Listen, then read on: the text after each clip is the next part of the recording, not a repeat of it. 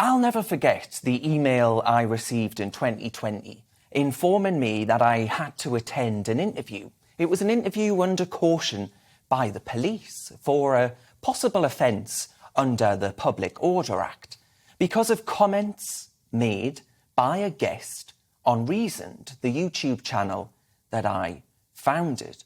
After outrage from both sides of the political spectrum, the police, acting a little too much at the behest of Twitter activism and a little too little on the rule of law, if you ask me, quickly dropped the investigation. Still, I was lucky. I have a platform, right? I was able to fight back and stand up for freedom of speech and the press through the brilliant Free Speech Union. Police involvement brought about by social media pylons are happening all too often. One social media pylon was caused by an appalling joke made by Paul Bussetti from Croydon, who shared a video of a bonfire party from November 2018. Someone had placed a cardboard model of Grenfell Tower on top of this fire. The model had black and brown faces in the windows, and the gathering were laughing and joking about the Grenfell disaster, a disaster, let's not forget, in which 72 people lost their lives.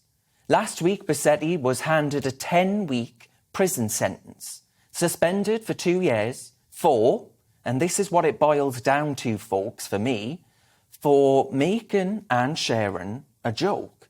Yes, it's a dark joke to make about a disaster like Grenfell, but still, I don't think the police should be issuing jail sentences for sick humour any more than it should be threatening the arrest of broadcasters for comments that their guests have made that have gone viral online, right? We cannot have trial by Twitter.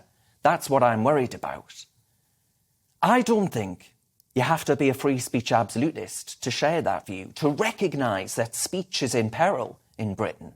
Will Frankie Boyle be arrested for his joke about Katie Price's disabled son that he made in the past? Should Jimmy Carr, a more recent example, face the slammer for his joke around gypsies and the Holocaust?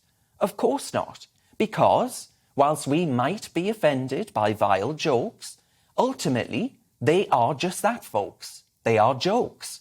They haven't incited violence. They didn't inflict harm to an individual or their belongings. They may make us squirm or want to leave an auditorium, a gig, whatever it might be. But a joke shouldn't be made punishable by law, in my opinion. This is nothing other than censorship by the state if we go ahead and do this.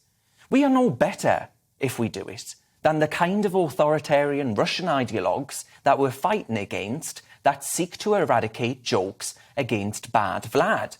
We simply must turn back now before we well and truly throw the free speech baby out with the online harm's bathwater.